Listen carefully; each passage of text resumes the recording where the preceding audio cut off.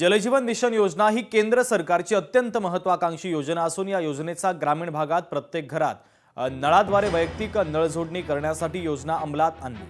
हर घर जल या तत्वावर ही योजना सुरू असली तरी काही ठिकाणी ही योजना अपूर्ण अवस्थेत असल्याने ग्रामीण भागातील नागरिकांना पाणी टंचाईचा मोठा सामना करावा लागतो। मात्र नाशिकमध्ये जलजीवन मिशन योजनेअंतर्गत 80% काम पूर्ण झालेलं असून काही काम अपूर्ण अवस्थेत आहे। तर येत्या 6 महिन्यामध्ये ते काम पूर्ण करण्याचा जिल्हा परिषदेचा प्रयत्न आहे।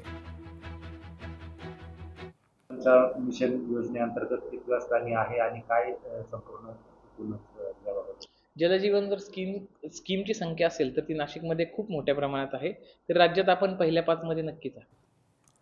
बुलढाणा जिल्ह्यामध्ये ग्रामीण भागात पाणी पुरवठा कार्यालयाच्या वतीने जलजीवन मिशन योजना या योजनेत कंत्राटदारांचे 150 कोटी रुपये अडकले असून प्रकल्पाचे 700 कोटींचे काम अपूर्ण असल्याची धक्कादायक माहिती लोकशाही मराठीच्या हाती आली आहे। त्यामुळे एकंदरीत योजनेवर गंभीर प्रश्नचिन्ह निर्माण झालेलं आहे।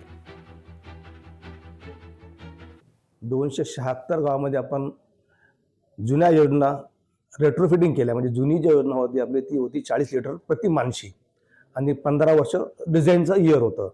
जलजीवन मिशनमध्ये हा निकष बदलून प्रति माणशी 55 लिटर पाणी पुरवठा करावा आणि योजना 30 वर्षासाठी डिझाईन करावी या संकल्पानुसार योजना करण्यात आल्या। यामध्ये रेट्रोफिटिंग म्हणजे जुन्या योजना ज्या 40 होत्या त्या 15 लिटर वाढून 55 करायच्या, त्या स्कीम म्हणजे रेट्रोफिटिंग। यामध्ये आपल्या जिल्ह्यामध्ये 276 योजना आपण घेतलेल्या होत्या 276 गावात।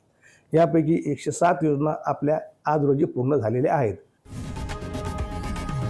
लोकशाही मराठी ऐका, पहा, जागरूक रहा।